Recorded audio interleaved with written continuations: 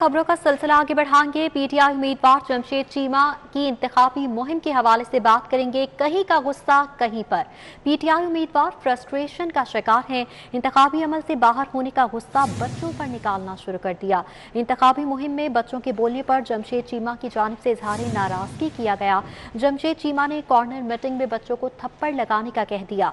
इन बच्चों को चुप करवाएं, जमशेद इकबाल चीमा की जानिब से कहा गया। उन्होंने मजीद कहा कि बच्चों को चुप करवाने के लिए जरा थप्पड़ लगा दें। पीटीआई उम्मीदवार की मजमे में खड़े अफराद को हिदायत। उसमें बच्चों को चुप करा देता है, एक थप्पड़ लगाए छोटा छोटा लगा देंगे ऐसे। उसमें बच्चों को चुप करा देता है, एक थप्पड़ लगाए छोटा छोटा लगा देंगे ऐसे। उसमें बच्चों को चुप करा देता है, एक थप्पड़ लगाए छोटा छोटा लगा देंगे ऐसे। उसमें ये गुफ्तगू आपने मुलाहजा की है। इंतखाबी मुहिम के दौरान जमशेद इकबाल चीमा की जानिब से ये गुफ्तगू की गई थी। उन्होंने कहीं का गुस्सा कहीं पर निकाल दिया। पीटीआई उम्मीदवार फ्रस्ट्रेशन का शिकार होने लगे।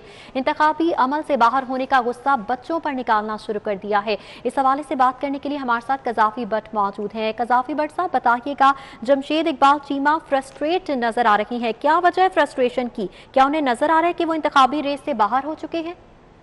उनकी जो पिटीशन थी इलेक्शन ट्रिब्यूनल के अंदर वो भी मुस्तरद हो चुकी है और लाजमी बात है कि जब आप मैदान से बाहर होने लगते हैं तो आप फ्रस्ट्रेशन का शिकार हो जाते हैं। अगरचे वो अपनी गलती को जो है तस्लीम करने के लिए तैयार नहीं है, लेकिन अब उनका जो गुस्सा है वो अपनी इंतखाबी मुहिम के अंदर वो निकाल रहे हैं और गुस्सा भी किस पर? बच्चों पर निकाला जा रहा है। बच्चे चूँकि उनके इस इंतखाबी मुहिम के जो इंतखाबी मुहिम थी उसके अंदर आए हुए थे, तो वहाँ पर बच्चों ने सेल्फियाँ बनाने की कोशिश की और कुछ वो आपस में गुफ्तगू कर रहे थे और इससे जमशेद इकबाल चीमा खासे डिस्टर्ब हुए और उन्होंने मजमे के अंदर खड़े होकर वहाँ पे लोगों को हिदायत की कि इन बच्चों को चुप करवाया जाए और अगर ये चुप नहीं होते तो इनको थप्पड़ जो है वो लगाया जाए। बुनियादी तौर पर ये उनकी फ्रस्ट्रेशन का इजहार है कि चूँकि वो इंतखाबी अमल से तकरीबन आउट हो चुके हैं और अब इस फ्रस्ट्रेशन का इजहार वो अपनी इंतखाबी मुहिम के अंदर कर रहे हैं,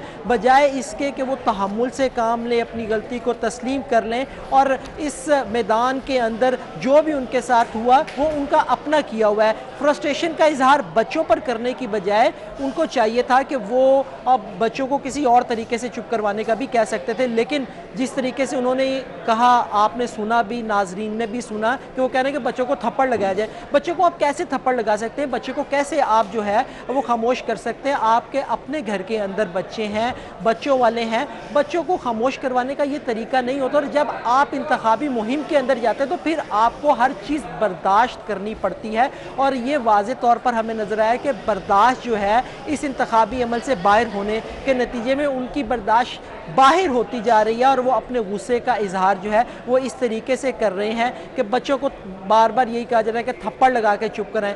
बच्चे खामोश तो हो जाएंगे, लेकिन आपका जो ये अमल है वो इंतखाबी हलके के अंदर पसंद नहीं किया गया। हमारी जो इस हलके के अंदर अवाम है, शहरी हैं, बिल्कुल, ये रवैया किसी तौर पर भी किसी के लिए भी काबिल कबूल नहीं है। कजाफी भट्ट साहब हमारे साथ ही मौजूद रहिएगा। इसी पर बात करने के लिए हमारे साथ मौजूद हैं नून लीगी रहनुमा ख्वाजा इमरान नज़ीर। ख्वाजा इमरान नज़ीर साहब, बहुत शुक्रिया आपके वक्त का। पीटीआई उम्मीदवार जमशेद इकबाल चीमा की जानिब से इंतखाबी मुहिम के दौरान नाकाबिले बर्दाश्त रवैया दिखाया गया। उन्होंने बच्चों को थप्पड़ मारने का कह दिया। क्या आपको लगता है कि कहीं का गुस्सा कहीं पर निकाला जा रहा है? बिस्मिल्लाह, देखें, इस पार्टी का माइंडसेट जो है वो शुरू से यही है। ये कभी कौम को थप्पड़ मारते हैं, कभी कौम को महंगाई के थप्पड़ मारते हैं, कभी कौम को ड्रोन मारते हैं, पेट्रोल बम मारते हैं। तो इनको कौम को मारते मारते बच्चों को मारने की भी आदत पड़ गई है। ये तो लोगों के बच्चे भूख से मार रहे हैं, आप तो थप्पड़ को रो रहे हैं ना। ये तो लोगों के बच्चों को भूख से मार रहे हैं, बिजली के बिलों की सूरत में मार रहे हैं, गैस और पेट्रोल की कीमतों में इजाफे की सूरत में मार रहे हैं। और इनका रवैया अब ये हो गया है कि इनको पता है कि हमें अब आवाम से सिवाय जूतियों के कुछ नहीं मिलना और रोजाना की बुनियाद पर आवाम से लानतें इनको मिलती हैं। तो अब अपनी फ्रस्ट्रेशन का इजहार जो है वो इन मासूम बच्चों को थप्पड़ मारने के ऊपर करने की बात कर रहे हैं। तो ये एक जमशेद इकबाल चीमा का मामला नहीं है, ये पूरी पीटीआई का टॉप से लेके बॉटम तक सबका यही हाल है। तो अल्लाह ताला हमारी जान इनसे छुड़वाए जी।